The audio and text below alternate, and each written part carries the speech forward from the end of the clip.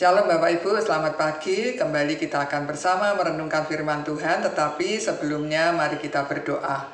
Tuhan Allah Bapa kami yang di surga, kami bersyukur dan berterima kasih. Pagi hari ini kami akan bersama merenungkan firman Tuhan. Biarlah Tuhan yang menolong dan memimpin kami. Di dalam nama Tuhan Yesus kami panjatkan doa ini. Amin. Bapak Ibu, pagi hari ini saya akan mengajak kita merenungkan firman Tuhan dari Yakobus pasal yang kelima ayat 1-6. Demikian firman Tuhan. Di sini judulnya adalah peringatan kepada orang kaya. Jadi sekarang, hei kamu orang-orang kaya, menangislah dan merataplah atas sengsara yang akan menimpa kamu. Kekayaanmu sudah busuk dan pakaianmu telah dimakan ngengat. Emas dan perakmu sudah berkarat, dan karatnya akan menjadi kesaksian terhadap kamu dan akan memakan dagingmu seperti api. Kamu telah mengumpulkan harta pada hari-hari yang sedang berakhir. Sesungguhnya telah terdengar teriakan besar, karena upah yang kamu tahan dari buruh yang telah menuai hasil ladangmu dan telah sampai ke telinga Tuhan semesta alam, keluhan mereka yang menyabit panenmu. Dalam kemewahan kamu telah hidup dan berfoya-foya di bumi. Kamu telah memuaskan hatimu sama seperti pada hari penyembelihan. Kamu telah menghukum bahkan membunuh orang yang benar, dan ia tidak dapat melawan kamu. Demikianlah bacaan firman Tuhan. Tema pada pagi hari ini yaitu jadilah bendahara Tuhan yang baik. Bapak Ibu, kalau kita perhatikan dalam kitab Yakobus ini dari pasal 1-5, isinya secara bergantian berupa nasihat atau teguran untuk orang yang kaya, juga untuk orang yang miskin.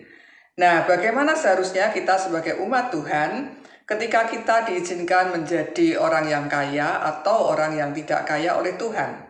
Dalam pasal 5 ini merupakan peringatan keras bagi orang-orang kaya yang mana kekayaannya diperoleh, yaitu dengan cara-cara yang tidak benar, yaitu menahan upah buruh yang telah bekerja padanya dan menindas orang-orang yang lemah. Kemudian kekayaannya digunakan untuk kepuasan diri sendiri dan hidup berfoya-foya. Nah, melalui firman Tuhan ini, mereka disadarkan bahwa kekayaan yang mereka kumpulkan dengan cara yang jahat, cara yang tidak baik, dan untuk kepuasan diri sendiri tidak akan bertahan lama. Semuanya dapat hilang dalam sekejap mata saja. Tuhan tidak tinggal diam terhadap orang-orang yang jahat. Orang-orang yang menindas orang-orang yang lemah. Mereka akan menangis dan meratap atas kesengsaraan mereka sendiri. Nah, Bapak Ibu, melalui firman Tuhan ini, kita diingatkan akan dua hal. Yang pertama yaitu ketika kita bekerja, mari kita bekerja dengan baik. Apalagi ketika kita punya kesempatan menjadi pemilik perusahaan, atau kita menjadi pimpinan perusahaan, atau kita mempunyai jabatan yang baik di tengah-tengah di mana kita bekerja, mari kita perhatikan orang-orang yang ada di bawah kita. Jangan memakai kesempatan untuk menindas mereka, bahkan menahan upah yang seharusnya menjadi hak mereka. Bapak Ibu, kita harus memperhatikan dengan baik orang-orang yang ada di bawah kita. Mereka yang tentunya sudah berkontribusi untuk perusahaan kita, untuk apa yang kita pimpin di dalam perusahaan atau di tempat di mana kita bekerja. Jangan serakah terhadap harta kekayaan dengan merugikan orang lain. Itu yang pertama.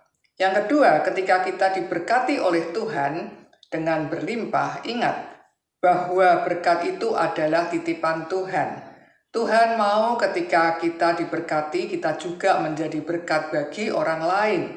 Kita ini hanya bendaharanya Tuhan, mengelola apa yang Tuhan titipkan kepada kita. Kita harus punya kepekaan terhadap orang-orang yang ada di sekitar kita, mereka yang sedang mengalami kesusahan, mereka yang membutuhkan pertolongan. Janganlah kita menutup mata, bahkan kita menindas mereka, atau malah menjadikan mereka rugi dalam kehidupan mereka. Tetapi hendaklah kita yang sudah diberkati Tuhan, kita juga mau berbagi kepada orang lain. Mari atur keuangan kita dengan baik, bukan hanya untuk kepuasan diri kita sendiri, tetapi siapkan apa yang Tuhan sudah berikan pada kita, untuk kita juga berbagi kepada orang lain. Kita menjadi orang yang murah hati. Kita menjadi bendaharanya Tuhan untuk mengelola keuangan kita dengan bertanggung jawab, dengan memperhatikan orang-orang yang ada di sekitar kita. Mungkin ada anggota keluarga kita yang membutuhkan pertolongan, tetangga kita yang sedang susah untuk mendapatkan makanan, rekan-rekan kerja kita yang sedang kesulitan di dalam hal ekonomi. Ketika kita dicukupkan oleh Tuhan, mari kita juga berbagi kepada mereka.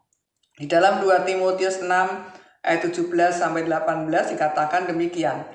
Peringatkanlah kepada orang-orang kaya di dunia ini, agar mereka jangan tinggi hati dan jangan berharap pada sesuatu yang tak tentu seperti kekayaan, melainkan pada Allah yang dalam kekayaannya memberikan kepada kita segala sesuatu untuk dinikmati.